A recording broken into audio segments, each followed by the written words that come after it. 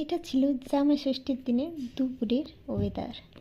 মনেই হচ্ছে না এখন দুপুর, তুমুল মেঘ আকাশে।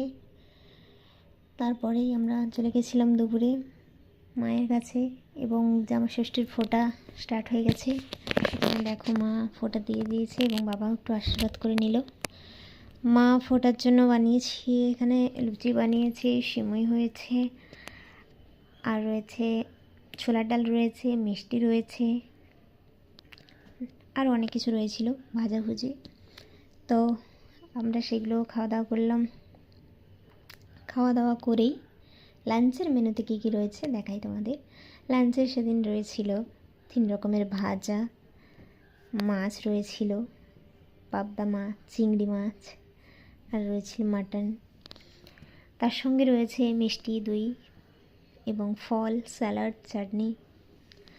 তো জমিয়ে দুপুরটা বেশ খাওয়া দাওয়া হলো, জামাই আদরও হলো। তারপরে আমরা একটু সন্ধে নাগাদ বেরিয়ে গেছিলাম একটু শপিংয়ে গিয়ে একটু কেনাকাটা হলো।